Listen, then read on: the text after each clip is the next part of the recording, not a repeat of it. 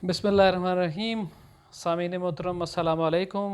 एक लंबे अरसे के बाद आपकी खिदमत में हाज़िर हैं अब्दुल्ला ख़ान, आपका मेज़बान, और तारक इसमाइल सागर साहब का ऑफिशियल चैनल। तारक इसमाइल सागर साहब अल्लाह को प्यारे हो चुके हैं, आपको इल्म है। उनकी याद में ये चैनल चलता है, तो अब हम इसको कोशिश कर रहे हैं कि दोबारा से रिवाइव करें। आज मैं जो आपसे बात करना चाहूँगा वो ये होगी कि अ, इस वक्त पाकिस्तान में जो दहशतगर्दी की लहर उठी है, उसके बुनियादी मुहर्रिकात क्या हैं, और उसमें सरसरी सी बात करूँगा। पहले मैंने आपके लिए एक लंबी वीडियो रिकॉर्ड की और फिर वो कुछ 15 मिनट की हो गई। फिर मैंने सोचा कि ये तारक इसमाइल सागर साहब के जो नाजरीन हैं वो तो 10-12 मिनट से ज़्यादा शायद स्टेमिना नहीं रखते, तो मैंने कहा चलें दोबारा रिकॉर्ड कराता हूँ। तो उसमें से बहुत सारी चीज़ें मैं सेंसर करके अपनी गुफ्तगू से आपको सुनाने लगा हूँ।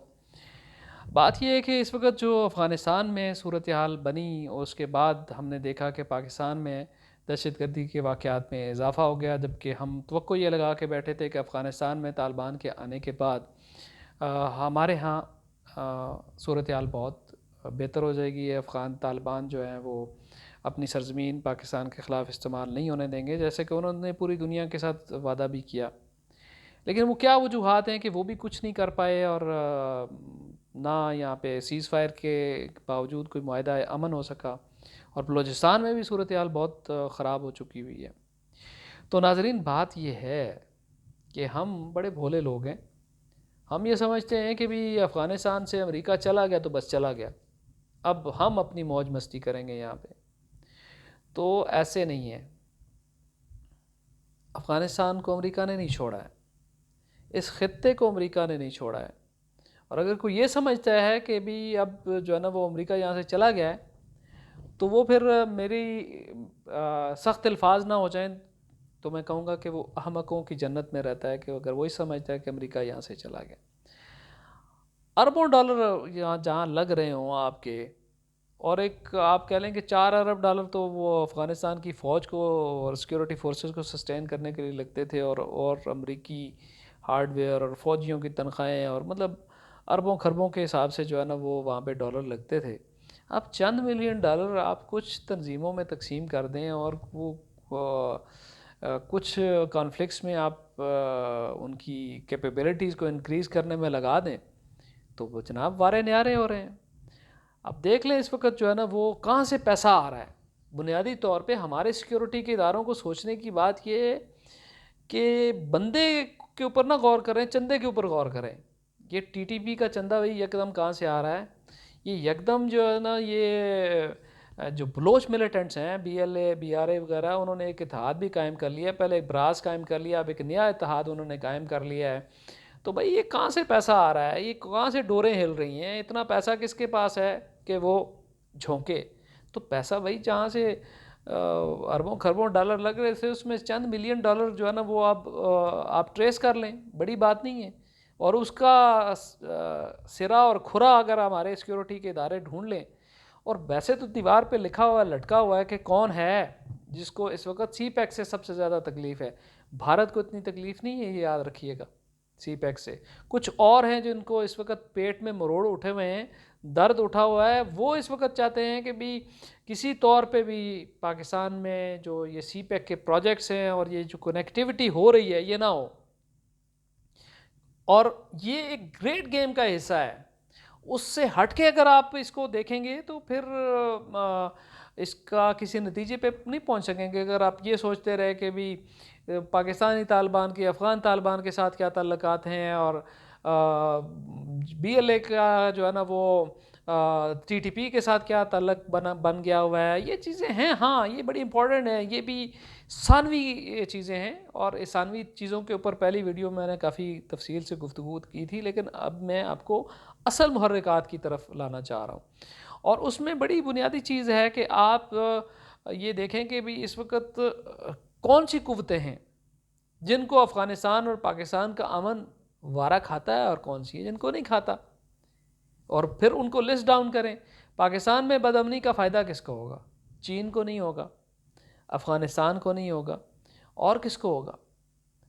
और बदकिस्मती से हमारा एक पड़ोसी मुल्क है जिसको हमारे यहाँ बदअमनी का फ़ायदा तो कोई नहीं है, लेकिन पता नहीं क्या वजह है कि BLA BRA वाले सारे जो है ना वो ईरान में जाके उनके ट्रेनिंग कैंप्स भी हैं और यहाँ से भाग के वहाँ पे भी चले जाते हैं। वहाँ उन्होंने अपनी सेंचुरीज़ भी बनाई हुई हैं। और हमारे वज़ीर दाखिला शाह महमूद कुरैशी साहब ने रिक्वेस्ट भी की थी इमरान ख़ान के दौरे से पहले कि भाई इनको ख़त्म करें, लेकिन अभी तक सूरत हाल कोई हौसला अफजा नहीं हुई है। हम उम्मीद करते हैं कि ईरान इन लोगों के ख़िलाफ़ क्रैकडाउन करेगा और कार्रवाई करेगा, लेकिन बदकिस्मती से अब तक तो ऐसी कोई हौसला अफजा ख़बरें वहाँ से नहीं आई हैं जिसकी बुनियाद पे हम कह सकें कि भी पाकिस्तान के मफादात का भी तहफ़्फ़ुज़ किया गया।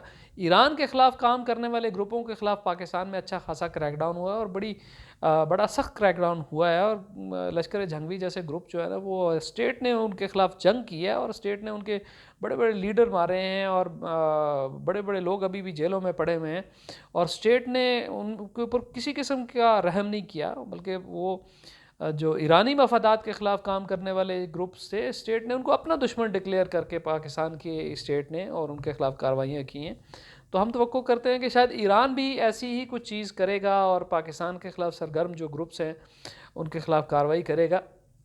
ये तो एक पहलू है, लेकिन जो ग्रेटर गेम है, आप CPEC बना रहे हैं और ये बात चीन वाले भी याद रखें, पाकिस्तान भी याद रखे कि there is no free lunch. अब अगर ये समझते हैं ना जी भी ये बड़े आराम से CPEC के रूट बन जाएंगे और ML1 भी बन जाएगा और जनाब वेस्टर्न कॉरिडोर भी बन जाएगा, ईस्टर्न कॉरिडोर भी बन जाएगा, नॉर्दर्न कॉरिडोर भी बन जाएगा, तो नहीं भाई, ऐसे नहीं होता। सड़क कोई पहाड़ी इलाके से निकालनी हो, वहाँ पे भी कुछ ना कुछ लोग मज़दूर जो है ना वो पत्थरों के नीचे आ जाते हैं। तो इतना बड़ा प्रोजेक्ट कर रहे हैं और दुनिया के पेट में मरोड़ उठा हुआ है, और अगर आप ये समझें कि यहाँ पे कार्रवाइयाँ नहीं होंगी तो ये समझना छोड़ दें।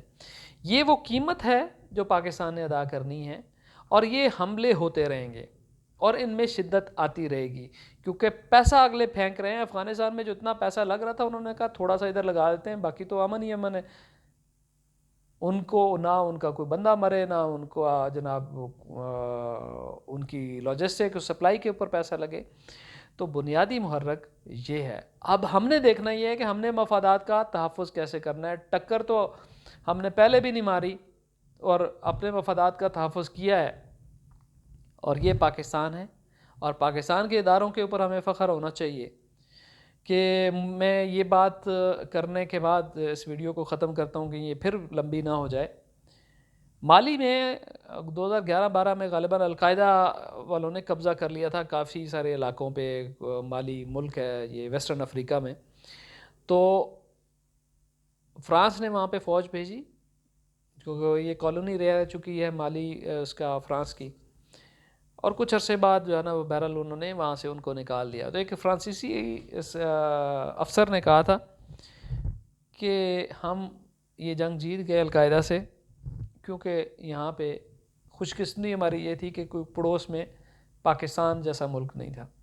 तो बहरहाल पाकिस्तान एक मुल्क है जिससे दुनिया को बहुत सारी तकलीफ़ें हैं, और पाकिस्तान के माजी के किरदार से बड़ी बड़ी ताकतों को परेशानी है। ख़ास तौर पे जो अभी अफ़गानिस्तान में जो लोग शिकस्त का दाग लेके गए हैं, वो उसका असल ज़िम्मेदार पाकिस्तान को ठहराते हैं। तो वो पाकिस्तान को कैसे हो सकता है कि वो बख्श दें। इस वक्त पाकिस्तान की गर्दन पे अंगूठा रखा हुआ है कि भाई चीन के कैंप से निकलो, रूस के करीब जो जा रहे हो उससे पीछे हटो, वरना ये देख लो ये आपको जो है ना वो खून की नहरें यहाँ पे बहेंगी, और वो बह रही हैं। लेकिन मुल्कों के मफादात में ये बात ज़रूरी होती है कि कुर्बानियाँ देनी पड़ती हैं। हमने बहसीयत कौम कुर्बानियाँ दी भी हैं और देंगे भी, और इंशाअल्लाह इन कुर्बानियों के नतीजे में इन शुहदा का खून जो है वो रंग लाएगा और इंशाअल्लाह पाकिस्तान और ऊपर जाएगा। ये जो दुश्मन लगे हुए आज ये कर लें, हमने से बड़े बड़े हमले देखे हैं, रोज़ाना के बुनियाद पे बड़े बड़े जनाब अटैक होते थे। अभी तो बहरहाल हमारे Pakistan institute for conflict and security studies के अदाद शुमार बताते हैं कि भी अब जो एवरेज जो हमले हैं वो 24-25 फी महीना हो रहे हैं। ये 2014 से पहले, ऑपरेशन सरब्याज से पहले, ये 160 हमले होते थे एक महीने के अंदर औसतन। 160 150 ये एवरेज चलती थी। तो हमने वो दौर भी देखा, उससे निकले। ये दौर तो इससे भी निकल जाएंगे इंशाल्लाह। कौम को घबराना नहीं चाहिए, हमारे इदारे चौकस हैं, चौमुखी लड़ाई लड़ रहे हैं और उसमें यकीनन कामयाब हो गए। हमने इतनी बड़ी जंग लड़ी है 20 साल, ये पाकिस्तान के ऊपर भी उसी तरह से जंग थी जिस तरह अफ़गानिस्तान में थी, हम उसमें कामयाब हुए तो हम इसमें भी कामयाब होंगे और इंशाल्लाह इसमें से निकलेंगे। बस कौम ने अपना मुराल बुलंद रखना है और अपने इदारों के साथ खड़े रहना है, इंशाल्लाह फ़तह हमारी होगी। आज का शो देखने का बहुत शुक्रिया। मैं कुछ और चीज़ों के ऊपर बात करूँगा कि अफ़गानिस्तान में मामलात किस तरह से आगे बढ़े, माजी किस तरह गुज़रा, 20 साल कैसे गुज़रे, फिर इंशाल्लाह तफसील से बात होगी। शो देखने का बहुत शुक्रिया। अपनी राय से आगाह कीजिएगा। अब्दुल्ला ख़ान को इजाज़त दीजिए। अल्लाह हाफ़िज़।